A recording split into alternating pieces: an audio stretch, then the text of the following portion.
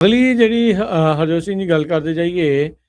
ਰਾਸ਼ਟਰਪਤੀ ਟਰੰਪ ਦੇ ਦੁਆਰਾ ਕੈਨੇਡਾ ਦੇ ਉੱਤੇ 50% ਜਿਹੜੇ ਟੈਰਿਫ ਆ ਉਹ ਹੋਰ ਲਗਾ ਦਿੱਤੇ ਗਏ ਹੈਗੇ ਆ। ਸੋ ਕਹਿੰਦੇ ਵੀ ਕੰਜ਼ਿਊਮਰਸ ਦੇ ਉੱਤੇ ਇਸ ਦਾ ਅਸਰ ਜਿਹੜਾ ਉਹ ਪਵੇਗਾ। ਇਹ ਉੱਦਾਂ 2 ਦਿਨ ਪਹਿਲਾਂ ਜਿਹੜਾ ਹਰਜੋਤ ਸਿੰਘ ਜੀ ਧੂਏ ਤੋਂ ਬਾਅਦ ਦੇ ਵਿੱਚ ਇਹਨਾਂ ਨੇ ਕੀਤਾ ਸੀਗਾ। ਵੈਸੇ ਵੀ ਇਹ ਕਾਫੀ ਜ਼ਿਆਦਾ ਰੌਲਾ ਰੱਪਾ ਪਿਆ ਆ। ਤੁਸੀਂ ਵੀ ਇਹ ਸਾਰੀਆਂ ਖਬਰਾਂ ਜਿਹੜੀਆਂ ਸ਼ੇਅਰ ਕੀਤੀਆਂ। ਉਧਰ ontario ਦਾ ਜਿਹੜਾ ਪ੍ਰੀਮੀਅਰ ਹੈ ਡਗ ਫੋਰਡ ਉਹ ਬਹੁਤ ਤੱਤਾ ਹੋਇਆ ਫਿਰਦਾ। ਕਹਿੰਦਾ ਵੀ ਕਾਰਨੀ ਨੇ ਹੋਰ ਕਿੰਨਾ ਕੁ ਜਿਹੜਾ ਉਹ ਮੋਹਰੇ ਝੁਕੀ ਜਾਣਾ, ਵੀ ਹੁਣ ਸਟੈਂਡ ਲਵੇ ਤਗੜਾ ਜਿਹੜਾ ਹੋ ਕੇ ਸਟੈਂਡ ਉਸ ਨੂੰ ਲੈਣਾ ਜਿਹੜਾ ਉਹ ਚਾਹੀਦਾ ਹੈ। ਸੋ ਇਹ ਹੁਣ ਦੇਖਣ ਵਾਲੀ ਗੱਲ ਰਹੇਗੀ ਵੀ ਅੱਗੇ ਜਿਹੜਾ ਉਹ ਕੀ ਬਣਦਾ ਹੈ। ਟੈਰਿਫ ਐਕਟ ਆਫ 1930 ਦੇ ਤਹਿਤ ਰਾਸ਼ਟਰਪਤੀ ਟਰੰਪ ਨੇ ਇਹ ਜਿਹੜੇ ਟੈਰਿਫ ਆ ਉਹ ਹੁਣ ਐਲਾਨੇ ਜਿਹੜੇ ਉਹ ਹੈਗੇ ਆ।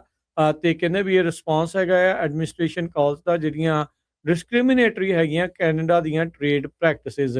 ਉਧਰ ਕੈਨੇਡਾ ਦੇ ਬਹੁਤ ਸਾਰੇ ਜਿਹੜੇ ਪ੍ਰੋਵਿੰਸਿਸ ਦੇ ਪ੍ਰੀਮੀਅਰਸ ਆ ਉਹਨਾਂ ਨੇ ਇਕੱਠੇ ਹੋ ਕੇ ਵੀ ਸਾਈਨ ਜਿਹੜੇ ਇਸ ਚੀਜ਼ ਦੇ ਉੱਤੇ ਕੀਤੇ ਆ ਵੀ ਵੱਧ ਤੋਂ ਵੱਧ ਕੈਨੇਡੀਅਨ ਚੀਜ਼ਾਂ ਬਾਏ ਕੀਤੀਆਂ ਜਾਣ। ਖਾਸ ਕਰਕੇ ਉਹਨਾਂ ਨੇ ਅਲਕੋਹਲ ਵਾਈਨ ਵਾਲੀ ਜਿਹੜੀ ਇੰਡਸਟਰੀ ਆ ਉਸ ਦੇ ਉੱਤੇ ਜਿਹੜਾ ਇਹਨਾਂ ਨੇ ਨਜ਼ਰ ਜਿਹੜੀ ਉਹ ਸਾਨੀ ਕੀਤੀ ਆ। ਕੈਨੇਡਾ ਦੀ ਆਟੋ ਅਲਕੋਹਲ ਡੇਅਰੀ ਇੰਡਸਟਰੀ ਦੇ ਉੱਤੇ ਜਿਹੜਾ ਕਹਿੰਦੇ ਵੀ ਇਸ ਟੈਰਿਫ ਦਾ ਜਿਹੜਾ ਉਹ ਅਸਰ ਆ ਉਹ ਹੋਰ ਜਿਹੜਾ ਉਹ ਪਵੇਗਾ।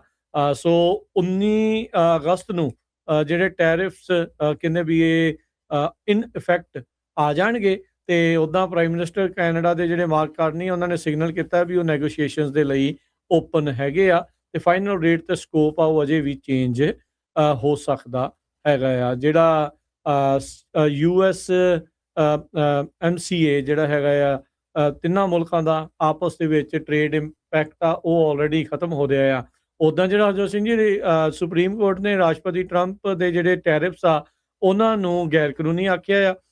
ਤੇ ਕਈ ਰੀਫੰਡ ਬਿਲੀਅਨਸ ਆਫ ਡਾਲਰ ਦੇ ਵਿੱਚ ਕਈ ਕੰਪਨੀਆਂ ਨੂੰ ਆਲਰੇਡੀ ਵਾਪਸ ਜਿਹੜੇ ਉਹ ਮਿਲ ਚੁੱਕੇ ਹੈਗੇ ਆ। ਸੋ ਹੁਣ ਦੇਖਦੇ ਆ ਵੀ ਇਹ ਜਿਹੜੇ ਟੈਰਿਫ ਆ ਕੀ ਇਹ ਵੀ ਅਦਾਲਤ ਦੇ ਵਿੱਚ ਸਟੈਂਡ ਕਰ ਸਕਣਗੇ ਜੇ ਕੋਈ ਇਹਨਾਂ ਦੇ ਉਲਟ ਅਦਾਲਤ ਦਾ ਦਰਵਾਜ਼ਾ ਖੜਕਾਉਂਦਾ ਆ ਜਾਂ ਨਹੀਂ। ਜੀ, ਬਿਲਕੁਲ। ਅਗਲੀ ਜਿਹੜੀ ਹਰਜੋਤ ਸਿੰਘ ਜੀ ਗੱਲ ਕਰਦੇ ਜਾਈਏ। ਰਾਸ਼ਟਰਪਤੀ ਟਰੰਪ ਦੇ ਦੁਆਰਾ ਕੈਨੇਡਾ ਦੇ ਉੱਤੇ 50% ਜਿਹੜੇ ਟੈਰਿਫ ਆ ਉਹ ਹੋਰ ਲਗਾ ਦਿੱਤੇ ਗਏ ਹੈਗੇ ਆ। ਸੋ ਕਹਿੰਦੇ ਵੀ ਕੰਜ਼ਿਊਮਰਸ ਦੇ ਉੱਤੇ ਇਸ ਦਾ ਅਸਰ ਜਿਹੜਾ ਉਹ ਪਵੇਗਾ। ਇਹ ਉੱਦਾਂ 2 ਦਿਨ ਪਹਿਲਾਂ ਜਿਹੜਾ ਹਰਜੋਤ ਸਿੰਘ ਜੀ ਧੂਏ ਤੋਂ ਬਾਅਦ ਦੇ ਵਿੱਚ ਇਹਨਾਂ ਨੇ ਕੀਤਾ ਸੀਗਾ। ਵੈਸੇ ਵੀ ਇਹ ਕਾਫੀ ਜ਼ਿਆਦਾ ਰੌਲਾ ਰੱਪਾ ਪਿਆ ਆ। ਤੁਸੀਂ ਵੀ ਇਹ ਸਾਰੀਆਂ ਖਬਰਾਂ ਜਿਹੜੀਆਂ ਸ਼ੇਅਰ ਕੀਤੀਆਂ। ਉਧਰ ontario ਦਾ ਜਿਹੜਾ ਪ੍ਰੀਮੀਅਰ ਹੈ ਡਗ ਫੋਰਡ ਉਹ ਬਹੁਤ ਤੱਤਾ ਹੋਇਆ ਫਿਰਦਾ।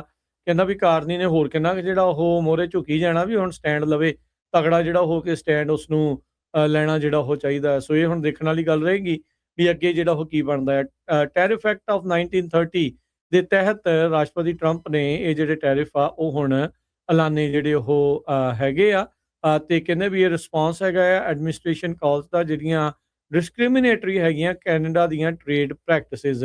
ਉਧਰ ਕੈਨੇਡਾ ਦੇ ਬਹੁਤ ਸਾਰੇ ਜਿਹੜੇ ਪ੍ਰੋਵਿੰਸਿਸ ਦੇ ਪ੍ਰੀਮੀਅਰਸ ਆ ਉਹਨਾਂ ਨੇ ਇਕੱਠੇ ਹੋ ਕੇ ਵੀ ਸਾਈਨ ਜਿਹੜੇ ਇਸ ਚੀਜ਼ ਦੇ ਉੱਤੇ ਕੀਤੇ ਆ ਵੀ ਵੱਧ ਤੋਂ ਵੱਧ ਕੈਨੇਡੀਅਨ ਚੀਜ਼ਾਂ ਬਾਏ ਕੀਤੀਆਂ ਜਾਣ। ਖਾਸ ਕਰਕੇ ਉਹਨਾਂ ਨੇ ਅਲਕੋਹਲ ਵਾਈਨ ਵਾਲੀ ਜਿਹੜੀ ਇੰਡਸਟਰੀ ਆ ਉਸ ਦੇ ਉੱਤੇ ਜਿਹੜਾ ਇਹਨਾਂ ਨੇ ਨਜ਼ਰ ਜਿਹੜੀ ਉਹ ਸਾਨੀ ਕੀਤੀ ਆ। ਕੈਨੇਡਾ ਦੀ ਆਟੋ ਅਲਕੋਹਲ ਡੇਅਰੀ ਇੰਡਸਟਰੀ ਦੇ ਉੱਤੇ ਜਿਹੜਾ ਕਹਿੰਦੇ ਵੀ ਇਸ ਟੈਰਿਫ ਦਾ ਜਿਹੜਾ ਉਹ ਅਸਰ ਆ ਉਹ ਹੋਰ ਜਿਹੜਾ ਉਹ ਪਵੇਗਾ। ਸੋ 19 ਅਗਸਤ ਨੂੰ ਜਿਹੜੇ ਟੈਰਿਫਸ ਕਹਿੰਦੇ ਵੀ ਇਹ ਇਨ ਇਫੈਕਟ ਆ ਜਾਣਗੇ। ਤੇ ਉੱਦਾਂ ਪ੍ਰਾਈਮ ਮਿਨਿਸਟਰ ਕੈਨੇਡਾ ਦੇ ਜਿਹੜੇ ਮਾਰਕ ਕਾਰਨੀ ਉਹਨਾਂ ਨੇ ਸਿਗਨਲ ਕੀਤਾ ਵੀ ਉਹ ਨੈਗੋਸ਼ੀਏਸ਼ਨਸ ਦੇ ਲਈ ਓਪਨ ਹੈਗੇ ਆ। ਤੇ ਫਾਈਨਲ ਰੇਟ ਤੇ ਸਕੋਪ ਆ ਉਹ ਅਜੇ ਵੀ ਚੇਂਜ ਹੋ ਸਕਦਾ ਹੈਗਾ ਆ। ਜਿਹੜਾ US MCA ਜਿਹੜਾ ਹੈਗਾ ਆ ਤਿੰਨਾਂ ਮੁਲਕਾਂ ਦਾ ਆਪਸ ਦੇ ਵਿੱਚ ਟ੍ਰੇਡ ਇੰਪੈਕਟ ਆ ਉਹ ਆਲਰੇਡੀ ਖਤਮ ਹੋ ਰਿਹਾ ਆ।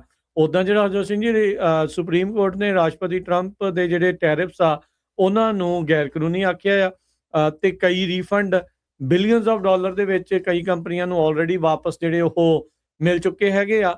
ਸੋ ਹੁਣ ਦੇਖਦੇ ਆ ਵੀ ਇਹ ਜਿਹੜੇ ਟੈਰਿਫ ਆ ਕੀ ਇਹ ਵੀ ਅਦਾਲਤ ਦੇ ਵਿੱਚ ਸਟੈਂਡ ਕਰ ਸਕਣਗੇ ਜੇ ਕੋਈ ਇਹਨਾਂ ਦੇ ਉਲਟ ਅਦਾਲਤ ਦਾ ਦਰਵਾਜ਼ਾ ਖੜਕਾਉਂਦਾ ਆ ਜਾਂ ਨਹੀਂ। ਜੀ, ਬਿਲਕੁਲ।